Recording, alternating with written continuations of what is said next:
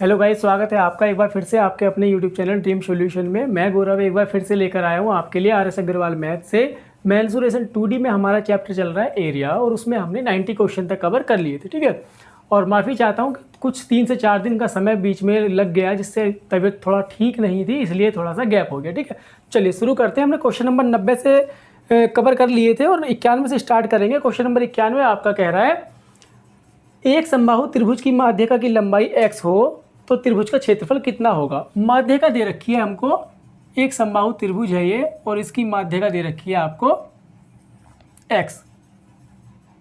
ये इस प्रकार से इसकी भुजा a रही होगी, ये भी a होगी और ये भी होगी। ये ध्यान रखिएगा, जब भी हम कोई माध्यिका ड्रॉ करते हैं समबाहु त्रिभुज की, तो जो उसकी भुजा होती है वो उसको 2 भागों में डिवाइड कर देता है बराबर बराबर। यानी ये भी a/2 हो गई यहाँ से, और ये वाली भी a/2 हो गई।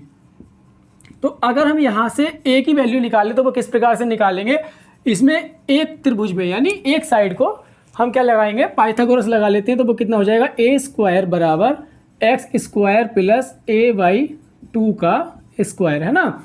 यानी लंब, कर्ण और आधार।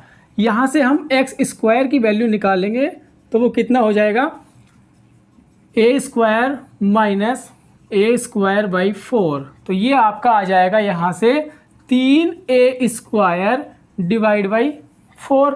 ठीक है, तो ये आ गया x² बराबर। अब यहाँ से हमको क्या चाहिए थी, हमको चाहिए a² की वैल्यू। वो हमको क्यों चाहिए, क्योंकि हमसे पूछा गया है त्रिभुज का क्षेत्रफल, और त्रिभुज का क्षेत्रफल यानी समबाहु त्रिभुज का क्षेत्रफल कितना होता है, √3 डिवाइड बाई 4 इंटू a²। ये हमारा क्षेत्रफल का फार्मूला है। तो इसमें हमको a² की वैल्यू चाहिए, तो a² की वैल्यू हम यहाँ से निकाल सकते हैं। वो कितना आ जाएगा, a² बराबर 4x² / 3। तो यही वैल्यू अगर हम a² की यहाँ पर रख दें उठाकर, तो ये कितना हो जाएगा, इंटू 4x² / 3। 4 से 4 कैंसिल हो गया, हमारा क्या बच जाता है, √3x² डिवाइड बाई 3। तो ये आपका ऑप्शन कौन सा करेक्ट हो गया, यहाँ से डी ऑप्शन करेक्ट हो गया। ठीक है, सिंपल क्वेश्चन था, बस इसमें माध्यिका का थोड़ा सा रोल यहाँ पर दिखाया गया है, और उसी से हमने क्या है, उसकी भुजा निकाल लेते हैं, और इसमें क्षेत्रफल निकालने में कोई प्रॉब्लम नहीं है। फिर नेक्स्ट क्वेश्चन आपका कह रहा है, एक समबाहु त्रिभुज की प्रत्येक भुजा 24 सेंटीमीटर है। ए की वैल्यू यहाँ पर दी गई है 24 सेंटीमीटर। समबाहु त्रिभुज की प्रत्येक भुजा 24 सेंटीमीटर है। इसके अंतःवृत्त का क्षेत्रफल क्या होगा। जब अंतःवृत्त की बात कर रहे हैं कि किसी त्रिभुज के अंदर कोई वृत्त है, उसका क्षेत्रफल निकालना है, तो सबसे पहले हम जानते हैं कि त्रिभुज के जो वृत्त का जो क्षेत्रफल का फार्मूला होता है वो होता है πr²। इसमें हमको r की वैल्यू की जरूरत पड़नी है। ठीक है, तो r की वैल्यू क्या होती है, जब समबाहु त्रिभुज की अगर बात करें,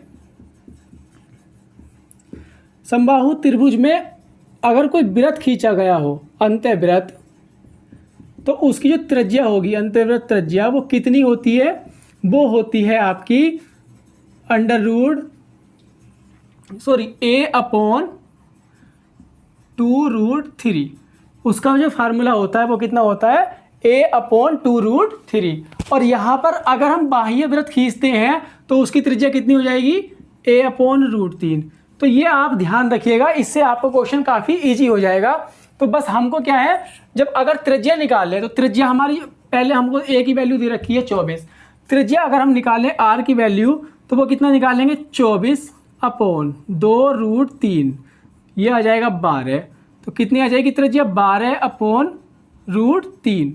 और हमसे पूछा गया है कि त्रिभुज का वृत्त का क्षेत्रफल। तो वृत्त का क्षेत्रफल अगर हम निकालें तो वो हमको चाहिए होगा 22/7, है ना। और ये आ गया आपका r की वैल्यू कितनी दे रखी है यहाँ पर, 12/√3 इंटू 12/√3। ये दोनों मिलकर 3 हो जाएंगे, तो इससे और इससे ये 4 बार कट जाएगा। ठीक है, तो अब कुल मिलाकर कितना आ गया यहाँ से, 22 गुणा 12×4 = 48 डिवाइड बाई 7। ठीक है, तो इसकी अगर हम कैलकुलेशन करें तो वो कितनी आ जाती है, 2, ये आ जाएगी आपकी 2 × 8 = 16, 2 × 4 = 8 और 1 9,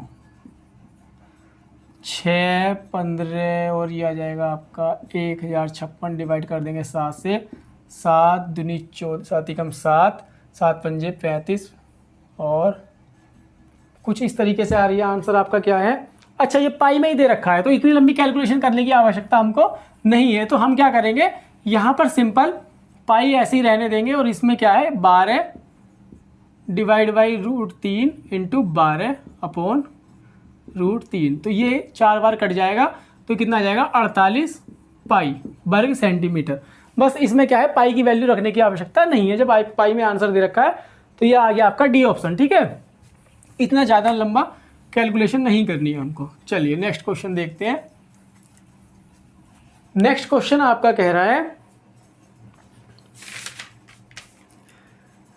एक समबाहु त्रिभुज के अंतःवृत्त का क्षेत्रफल 462 वर्ग सेंटीमीटर है तो त्रिभुज का परिमाप क्या होगा? पाई आर स्क्वायर की वैल्यू हमको दी हुई है 462 पाई आर स्क्वायर की। तो यहाँ से यानी 22/7 आर स्क्वायर बराबर 462 है। तो ये अगर हम 22 से काटें, यानी पहले 11 से काटते हैं, 11 दूनी 22 और ये कट जाएगा 11 चौक 44, 11 दूनी 22। 2 से काटे तो ये कट जाएगा 21 बार। और जब 7 की गुणा यहाँ पर अगर हम करेंगे तो ये आ जाएगा 7 और 7 दूनी 14 आर स्क्वायर बराबर ये आ रहा है ना। तो इसके बाद में अगर हम आर की वैल्यू की बात करें तो ये आ जाएगा 147। कहीं कोई मिस्टेक तो नहीं हो रही? ठीक है, तो अगर हम यहाँ से इसकी आर की वैल्यू निकालें तो ये √3 आ गई। तो 21, 7 एकम 7 या 21। हाँ, तो ये अगर हम यहाँ से 7 बाहर निकालें तो ये √3 बच जाएगा। तो यानी इसकी वैल्यू क्या आ जाएगी, हमने इस तरीके से लिख ली क्या कि अगर हम इसको लिखें ना, ये भी लिख सकते हैं ना, 7 7 49 यानी 49 गुणा 3। यही तो था भाई, 7 गुणा 7 गुणा 3। हमने ये वैल्यू बाहर निकाल ली तो हमारा क्या आ रहा है 7√3। आर की वैल्यू हमको ये मिल जाती है। अगर हम परिमाप की बात करें, जब आर हमको मिल गया तो अगर हम परिमाप निकालें, हमसे पूछा गया है क्वेश्चन में कि समबाहु त्रिभुज के इसका जो परिमाप क्या होता है हमारा, देखिए अंतःवृत्त की त्रिज्या कितनी होती थी हमारी, a/2 इंटू √3। त्रिज्या ये होती थी। तो त्रिज्या किसके बराबर है, ये 7√3 के। तो यहाँ से a की वैल्यू हमको मिल जाएगी। a की वैल्यू कितनी हो जाएगी, 2√3 इंटू 7√3। 7 दूनी 14 गुणा 3, ये आ गई आपकी 42। a बराबर कितना आ गया 42। तो 3a यानी परिमाप कितना हो जाएगा, 3 से गुणा कर दो, 3 दूनी 6 और 4 तिया 12, 126 सेंटीमीटर। तो ये आपका ऑप्शन कौन सा करेक्ट हो जाएगा, यहाँ से तीसरा यानी सी ऑप्शन आपका करेक्ट हो जाएगा। चलिए नेक्स्ट क्वेश्चन देखते हैं। थोड़ा सा कैलकुलेशन बेस्ड था क्वेश्चन, टाइम लग सकता है आपको। चलिए नेक्स्ट क्वेश्चन आपका कह रहा है 94 एक वर्ग तथा एक समबाहु त्रिभुज की परिमिति समान है यदि वर्ग के विकर्ण की लंबाई 12√2 सेंटीमीटर हो तो त्रिभुज का क्षेत्रफल कितना होगा। देखिए दोनों की परिमिति समान दे रखी है, तो वर्ग का परिमाप कितना होता है 4a और त्रिभुज का परिमाप कितना होता है 3a। हमने इसको a1 मान लिया, इसको 2 मान लिया और ये क्या है, दोनों बराबर है। ये हमसे क्वेश्चन में कहा गया है ना। लेकिन उसमें यह भी कहा गया है कि वर्ग का जो विकर्ण है वो दे रखा है 12√2 और ये कितना होता है, इसका जो वर्ग का विकर्ण होता है वो होता है √2 इंटू a। और वर्ग की जो भुजा मानी है हमने कितनी मानी है, वो a1 मानी है। तो यहाँ से a1 की वैल्यू कितनी हो जाएगी, वो हो जाएगी 12। तो अगर हम ये वाली वैल्यू 12 उठाकर हम यहाँ पर रख दें, 4 इंटू 12 बराबर 3 इंटू a2, तो ये कितना हो जाएगा 3 चौक 12। तो a2 की वैल्यू कितनी आ गई यहाँ से 16।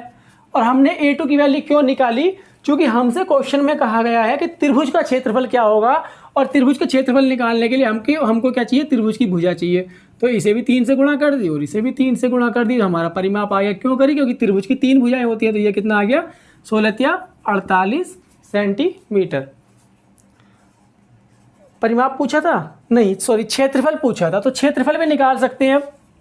क्षेत्रफल क्या होता है, क्षेत्रफल होता है आपका √3/4 इंटू ए स्क्वायर, यहाँ पर रख देंगे तो 16 गुणा 16, 4 चौक 16 यानी 16 चौका 64 √3 वर्ग सेंटीमीटर। ये आ जाएगा आपका, यानी ऑप्शन कौन सा करेक्ट हो गया, यहाँ से ए ऑप्शन करेक्ट हो गया। चलिए नेक्स्ट क्वेश्चन देखते हैं। नेक्स्ट आपका कह रहा है एक समद्विबाहु त्रिभुज की परिमिति 14 सेंटीमीटर है। समद्विबाहु त्रिभुज की अगर हम बात करते हैं तो उसकी दो भुजाएं कोई सी भी समान होंगी, ये आपसे कहा गया है। ठीक है, देखिए तो या तो ये हमारी ए मान ली हमने, ये ए मान ली, और ये हमारी क्या हो गई बी, यानी ये दोनों बराबर है, ये हमारी अलग है। समद्विबाहु त्रिभुज हो गया, इसकी दो भुजा बराबर है। उसकी परिमिति यानी ए प्लस बी बराबर दिया हुआ है हमको क्वेश्चन में कितना, 14 सेंटीमीटर। ये 2a प्लस बी की वैल्यू दी हुई है 14, और आगे आपसे कहा गया है क्वेश्चन में कि एक भुजा तथा तीसरी भुजा का अनुपात कितना है, यानी a अनुपात b हमको दिया हुआ है 5:4। ठीक है, और हमसे कहा गया है क्वेश्चन में कि इस त्रिभुज का क्षेत्रफल कितना है।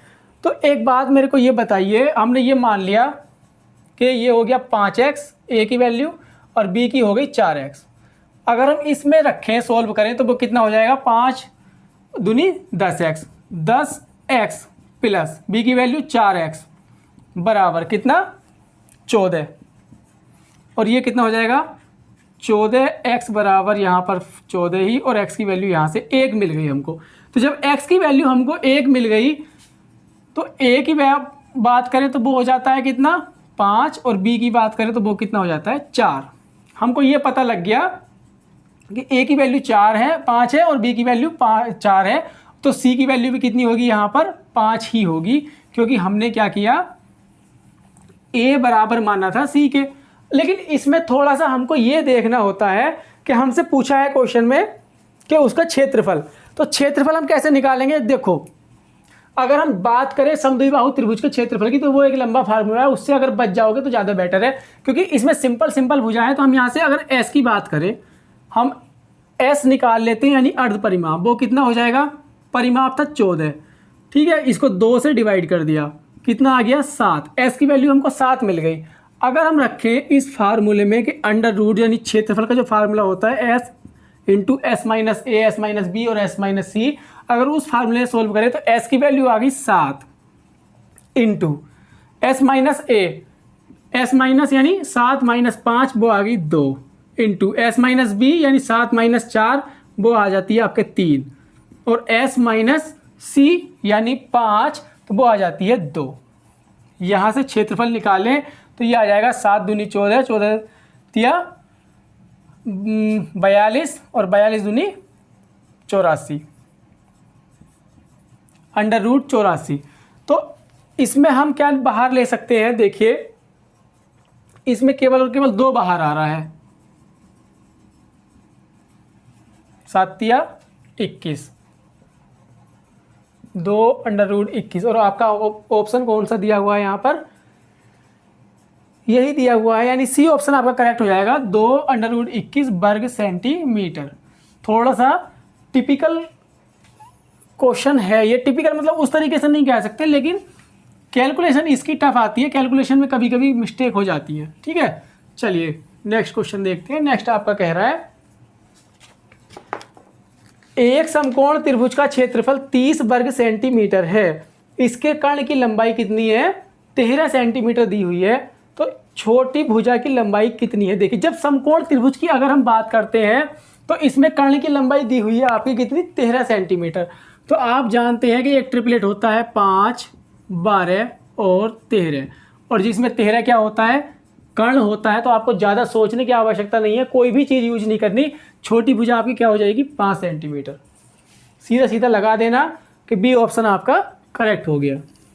अगर आपको ट्रिपलेट याद है तो मैंने आपको बताया है कि कुछ ट्रिपलेट आपको याद करने पड़ेंगे, जिससे आपको एग्जाम में काफ़ी हेल्प मिलेगी और क्वेश्चन आसानी से आप थोड़ा टाइम में ही सॉल्व कर पाएंगे। ठीक है, चलिए नेक्स्ट क्वेश्चन आपका कह रहा है किसी समद्विबाहु त्रिभुज की दो भुजाओं की लंबाई क्रम से 7 सेंटीमीटर और 15 सेंटीमीटर है। दो भुजा दे रखी हैं, एक की 7 और एक की 15, लेकिन ये कहा है कि समद्विबाहु त्रिभुज है।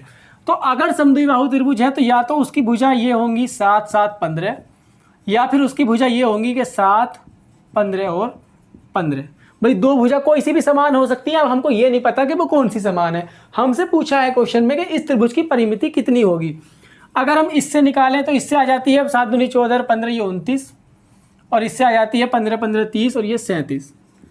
प्रॉब्लम ये है कि दोनों ही ऑप्शन में गिवन है, दोनों ही ऑप्शन में गिवन है।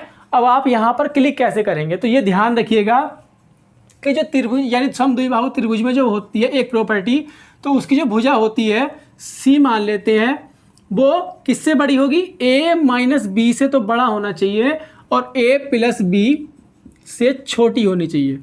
बस ये ध्यान रखिएगा कि c की वैल्यू किसके बराबर होनी चाहिए, यानी a माइनस बी, यानी अगर दोनों भुजाओं का अंतर कर दे 15 और 7 का अंतर, वो आ जाता है 8, 8 से तो बड़ी हो, और a प्लस बी यानी 15 और 7 22, 22 से छोटी हो, तो वो भुजा कौन सी हो जाएगी, क्योंकि दो भुजा दे रखी है हमको 7 और 15, तो 7 तो हमारी हो नहीं सकती क्योंकि वो इस कंडीशन को फॉलो नहीं करती।